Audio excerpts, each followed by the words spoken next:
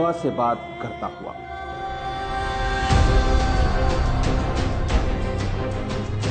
रेत के सीने को चीरता हुआ,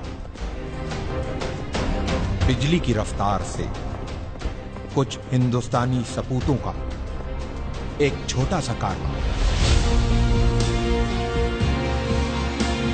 तारीख के पन्नों में अपनी जगह बनाने, आंखों में एक अजीम मकसद लिए अरब की जमीन करबला की तरफ रवां।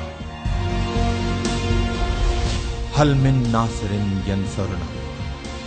नबी मोहम्मद साहब के नवासे इमाम हुसैन ने जब करबला में इंसानियत से यह सवाल किया, है कोई जो मेरी मदद को आए? इतिहास ने देखा कि इंसानियत से किए गए इस सवाल के जवाब में इमाम की मदद के लिए अपने घरों से जो हक परस्त निकले, वो रसूल का कलमा पढ़ने वाले मुसलमानों के साथ साथ कांधे पे जनेऊ डाले, माथे पे तिलक लगाए कुछ हिंदुस्तानी ब्राह्मण भी थे। ये वही वीर सपूत हैं जो मदद की शक्ल में हिंदू और मुसलमानों के बीच प्रेम की एक सुनहरी इबारत लिखने करबला जा रहे हैं।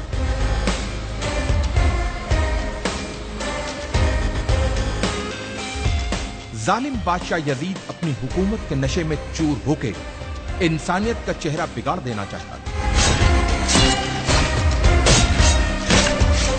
लेकिन उसे यह पता था कि जब तक नबी मोहम्मद साहब के नवासे इमाम हुसैन जिंदा हैं, तब तक वो अपनी मर्जी की नहीं कर सकता।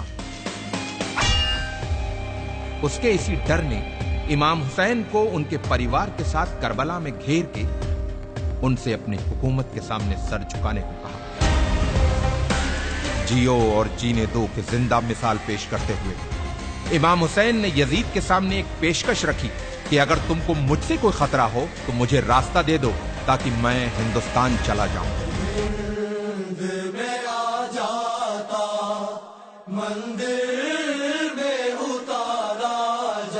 इमाम को दरियाए फरात के किनारे घेर लिया गया, उनके बच्चों और औरतों पर पानी बंद कर दिया गया। यह सब जुल्म यजीद के खत मिलने के बाद इब्ने जियाद ने इमाम हुसैन पे किए। इमाम की तरफ से भी खत लिखे गए।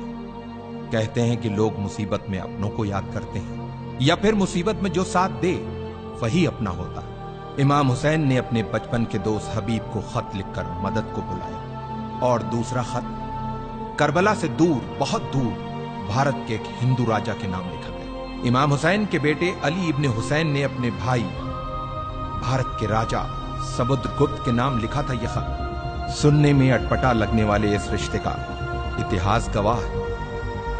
लगभग 1400 साल पहले की बात है। ईरान के बादशाह जो पारसी मजहब से थे, उनकी दो बेटियां थी, मेहरबानो और शहरबानो। मेहरबानो का विवाह भारत के राजा चंद्रगुप्त से हुआ और रानी का नाम मेहरबानो से बदलकर चंद्रलेखा रखा गया। और कुछ वर्षों बाद चंद्रलेखा की छोटी बहन शहरबानो की शादी इमाम हुसैन से हुई। चंद्रलेखा और चंद्रगुप्त के बेटे समुद्रगुप्त उस समय राजा थे जब उन्हें अपने मौसेरे भाई अली इब्ने हुसैन का पत्र मिला।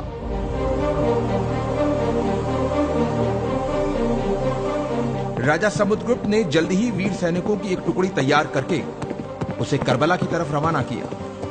इन वीर सैनिकों के सरदार का नाम रेहबदत था, जो एक मोहियाल ब्राह्मण थे।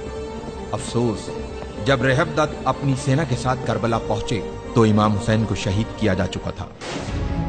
यह जान इन ब्राह्मणों का दिल टूट गया और जोश में अपनी तलवारों को अपने गलों पर रख लिया कि जिसकी जान बचाने आए थे, जब वही नहीं बचा तो अब हम जी के क्या करेंगे। लेकिन इमाम के एक चाहने वाले अरब के वीर योद्धा जनाब मुख्तार के मना करने पे इन वीर सैनिकों ने अपनी तलवारों को अपने गलों से हटाया और मुख्तार के साथ मिलके खूने इमाम हुसैन का बदला लेने के मकसद से दुश्मनों से एक यादगार युद्ध किया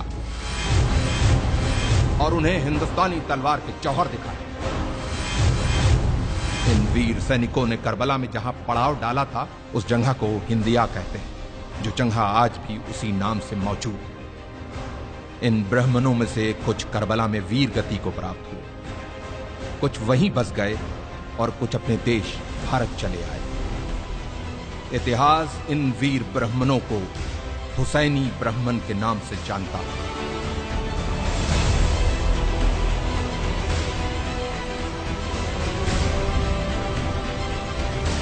तारीख के पन्नों में दबी हिंदुस्तान और इराक की इस महान कहानी को हमारे लाखों सलाम।